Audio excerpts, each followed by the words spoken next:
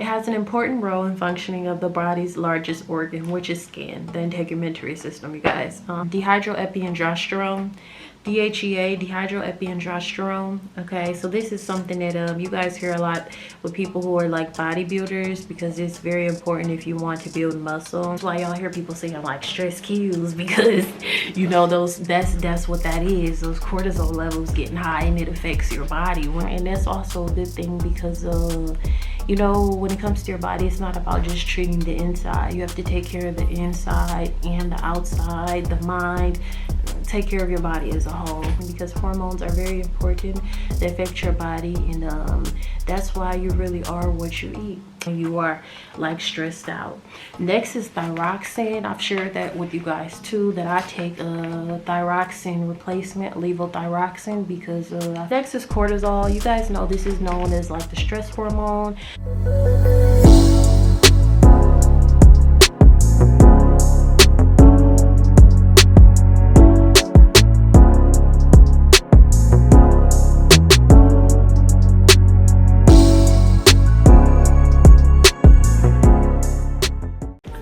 What's up, you guys? I hope you're feeling blessed and well today. I'm Brittany, and this is Brittany Jasmine Aesthetics. I'm a licensed esthetician.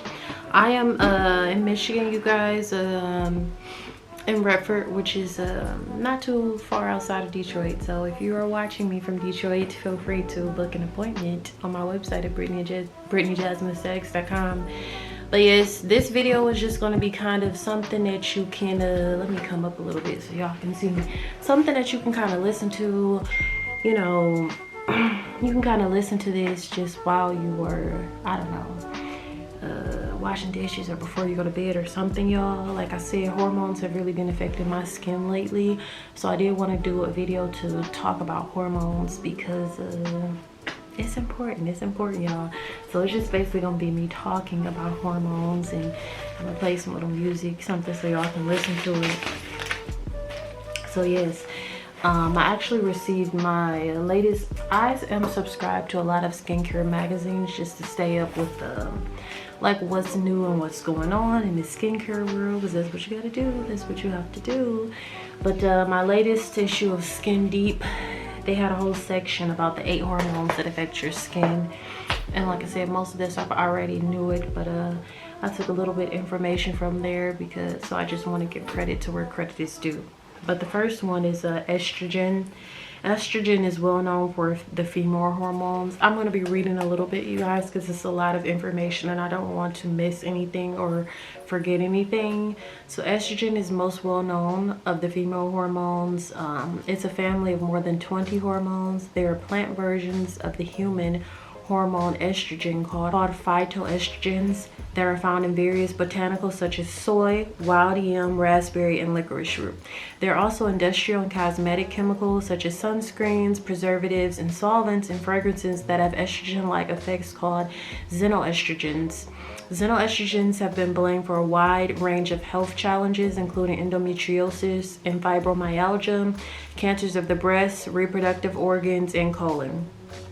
Estrogen has been shown to help combat and correct several important aspects of cutaneous aging, including thinning, photo damage, and dryness. Estrogen has important collagen stimulating effects. I'm sorry, y'all, I forgot to put my phone on vibrate. Topical application and internal supplementation are associated with increases in skin thickness and elasticity, indicative of increases in collagen synthesis and a decrease in collagen turnover. Pharmaceutical estrogen therapy has been shown to have both preventive and therapeutic benefits for the production of all skin firming connective tissue fibers. So yeah, so that's number one, estrogen. Number 2 is progesterone. It's a key player in conception and pregnancy. It has an important role in functioning of the body's largest organ, which is skin, the integumentary system, you guys. It stimulates the production of moisture factors and skin sebum. It can improve dry skin conditions, but can also cause problems. Too much progesterone can result in breakouts and hypersebaceous secretions. Hypersebaceous just means like a lot of oil, if y'all don't know.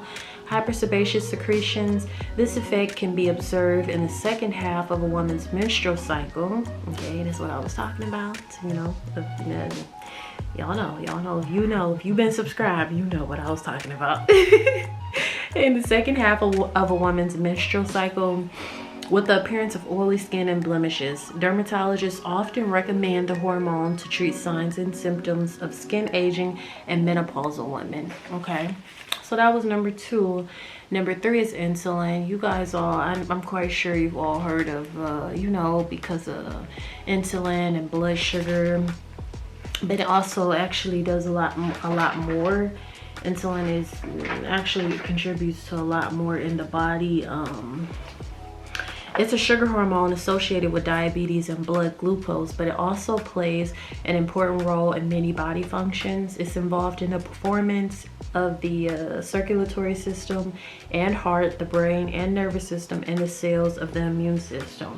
Insulin is critical for the growth and maturation of skin cells and fibroblasts, supporting the healing of burns, wounds, and other cutaneous traumas, and the production of collagen and connective tissue. Elevated insulin can lead to skin tags, oily skin, acne, and hirsutism. Hirsutism is kind of like when you get more hair than most people. That's what that kind of is, you guys. And high blood sugar levels can also result in glycation and age-related symptoms like wrinkles, thinning, laxity, delayed wound healing, and hair loss.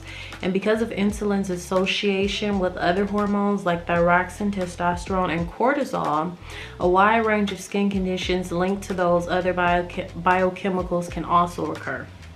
So yes, insulin is, you know, it's good for blood sugar. I mean, it's all about blood sugar, but it does a lot more for the human body, you guys, and it's important in a lot of ways. Next is vitamin D. You guys hear me talk about vitamin D a lot because if you are a new subscriber, I do live in Michigan, where we have in the winter months we don't get very much sun at all. So everyone who lives in Michigan should be taking vitamin D in the winter months because we don't get enough sun for your body to produce vitamin D. And I told you guys, I've shared this before, that I was on a prescription strength because I really was very deficient in vitamin D. And vitamin D is important. I mean, it's actually a hormone. The main cellular system that vitamin D impacts is in the intestines, where it is involved in the absorption of calcium. But vitamin D affects more than the cells of intestines. It affects the lungs, liver, heart, and the skeleton, among others. Yes, the lungs, liver, heart, and the skeleton, among others, are impacted by this essential biochemical. The most common of skin cells, the keratinocytes, can produce the essential nutritional hormone upon exposure to ultraviolet radiation from the sun. So, like I said, if you're not getting enough sun, you cannot get enough vitamin D. That's just that. Adequate levels of vitamin D are critical for treating acne, eczema, psoriasis, and skin cancer, among other dermatological issues. So yes, vitamin D is very important. I mean, with the fibroblasts, the melanocytes, I won't go into too much detail, y'all, because if you don't have a science background, it might start to seem like I'm like speaking another language, you know. Next is DHEA, which is a dehydroepiandrosterone. DHEA, dehydroepiandrosterone. Okay, so this is something that you guys hear a lot with people who are like bodybuilders, because it's very important if you want to build muscle. It naturally decreases as you get older. DHEA has brightening effects and helps improve dermal blood supply. If you have too much, you know, an excess of this hormone can lead to oiliness, clogged pores, and acne breakouts. So yes. Next is testosterone. Testosterone is the most important member of the family of male hormones, known as androgen. It is a powerful skin hormone for women as well as for men. Testosterone contributes benefits to skin moisture, thickness, and elasticity, and a decrease in all these parameters can be at least partially attributed to its decline.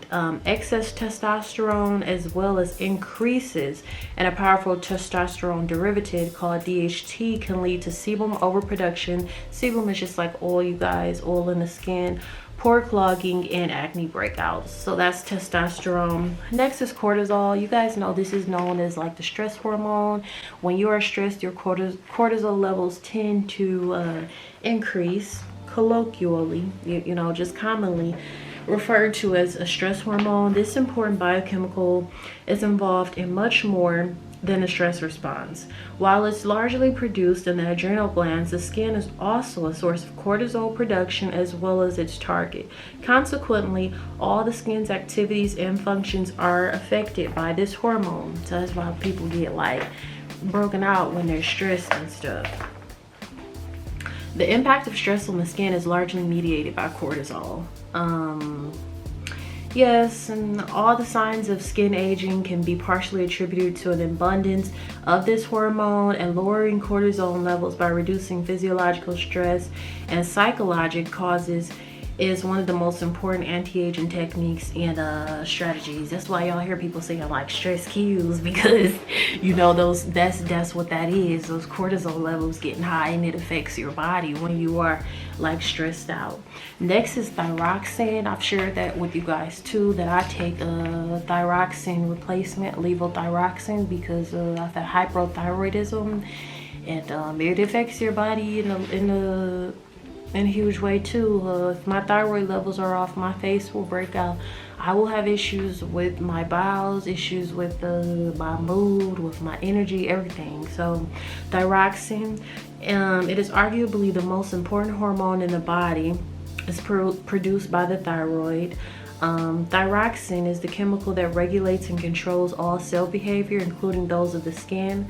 Not surprisingly, then, the health and appearance of the skin are highly dependent on thyroxine. The cells of the epidermis mature and shed in response to thyroxine, and under deficiency conditions, hyperthyroidism, which is what I have, you guys, skin can become rough and flaky. Low levels of this thyroid hormone often lurk behind skin dryness. Conversely, excessive thyroid hormone can result in skin oiliness. Yes, virtually all signs of dermal sensitivity involving deficiencies in thyroid hormone, including thinning, wrinkling, and skin pallor.